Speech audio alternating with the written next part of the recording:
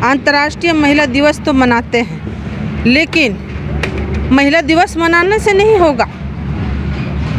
हम देखते हैं कि जगह जगह बहुत सारी महिलाएं शोषणों का शिकार हो रही हैं, दुर्व्यवहार का शिकार हो रही हैं। आज जो दुमका का जो घटनाएं हैं वो भी एक घृणित है, क्योंकि आप बाहर से जो विदेशी महिला आ रही है उसको आप इज्जत नहीं दे रहे हैं, मान सम्मान नहीं दे रहे हैं, तो ये गलत है। इसलिए हमें जागरूक होने की आवश्यकता है, विशेषकर ग्रामीण इलाकों में। ग्रामीण इलाकों में अभी शिक्षा की कमी है।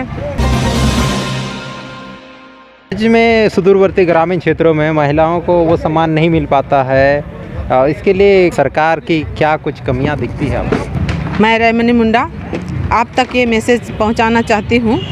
अभी भी महिलाएं सुदूरवर्ती इलाकों में देखने को मिले गए बहुत सारे शोषणों का शिकार हो रही हैं। डायन हत्या, बाल यौन शोषण, ट्रैफिकिंग का शिकार हो रही है, जो एक जागरूक का कमी है। और आज जो समाज में देखने को मिलता है, बहुत सारी महिलाएं बहुत सारी शोषणों का शिकार हो रही हैं। विशेषकर सुदूरवर्ती इलाकों में, ग्रामीण इलाकों में देखने को मिलेगा डायन से पीड़ित, डायन हत्या के द्वारा बहुत सारी हत्याएं की जा रही हैं। विशेषकर एकल महिलाओं को शिकार बनाया जाता है, जो विधवा हैं, जो अनमेरिड रहती हैं, जो बुजुर्ग हो रही हैं, ऐसी महिलाओं को शिकार होना।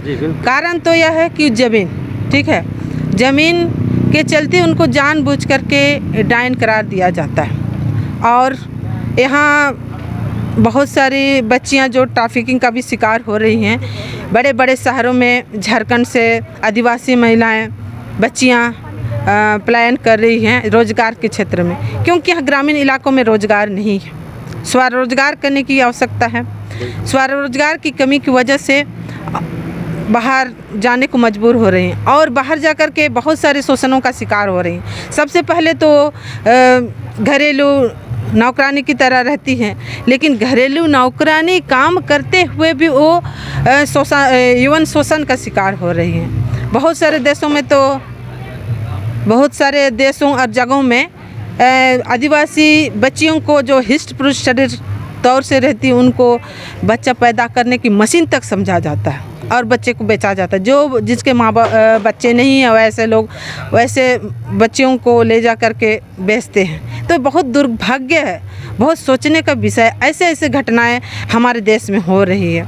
और बाल यौन शोषण भी बहुत सारे, जैसे अभी बच्चियां सुरक्षित कहीं नहीं हैं, बसों में या पैदलों में, क्योंकि गांव घरों में आने जाने का सुविधा नहीं है। स्कूल दूर है, दूर स्कूल जाने की वजह से रास्ते में वो जाने को कतराती है, डरती हैं कहीं मैं बलात्कार का शिकार ना हो जाऊं। तो इसीलिए उनका शिक्षा भी डर की वजह से अधूरा रह जाता है। जो स्कूली शिक्षा या उससे ऊपर भी पहुंचना चाहिए वो नहीं मिल पाता है डर की वजह से, क्योंकि कहीं सुदूरवर्ती इलाकों में तो रोड भी नहीं है, स्वास्थ्य सुविधाएँ भी नहीं हैं। तो ऐसे जगहों में सरकार को भी ध्यान देना चाहिए कि हर एक 2 किलोमीटर के अंदर में हाई स्कूल होना चाहिए, +2 होना चाहिए, ताकि बच्चियां शिक्षित हों और अपने पैरों में खड़ा होने का वो लोग को आइडिया है, समाज में जीने का एक रास्ता मिले। और जितना शोषण, जितना दुर्भाग्यपूर्ण जो भी बच्चियां शिकार हो रही, उससे लड़ने का उनको शक्ति मिले। इसलिए मैं सरकार से भी कहना चाहूँगी कि ऐसे जगहों में भी वो जनप्रतिनिधि को भेजे जहां लोग नहीं पहुंच पाते हैं, ताकि गांव का स्थिति भी वो देखे कि गांव में क्या है, गांव का ज़िंदगी भी तो जी के देखे कि गांव के लोग कितना तरह से परेशान हैं। पानी की सुविधा नहीं है, लोग चूहा का पानी पीने को मजबूर हैं बहुत जगहों में, है ना। अभी गर्मी दिन आ रहा है, गर्मी दिन में कितने पानी की किल्लत आएगी। एकदम गंदा पानी पीने को लोग मजबूर हो जाते हैं। तो चूहा बना के बालू का उसको थोड़ा छिपा में उठा के पीने को मजबूर हैं। तो बहुत सारी कमियां हैं, जनप्रतिनिधि नहीं पहुंच पाने की वजह से, और सरकारी योजनाएं भी नहीं पहुंच पाता है, और जागरूकता भी फैलाना होगा।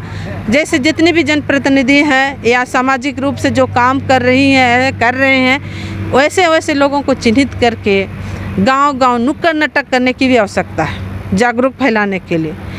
यदि लोग बोल करके नहीं तो एक नाटक के स्वरूप भी दिखा करके लोगों को जागरूक कर सकते हैं, ताकि लोग जो पढ़े लिखे नहीं हैं उसको देख करके तो उन लोगों को शिक्षा मिलेगी कि क्या गलत हो रहा है क्या सही हो रहा है। तो मैं तमाम जितने भी अभी जो चुनाव आने वाला है, ठीक है, चुनाव में तो बड़े बड़े वादा करेंगे सबको, हम ये बना देंगे वो बना देंगे। तो चुनाव में वादा करने से पहले वो लोग करके तो दिखा, हाँ, जीतने के बाद करके तो दिखा।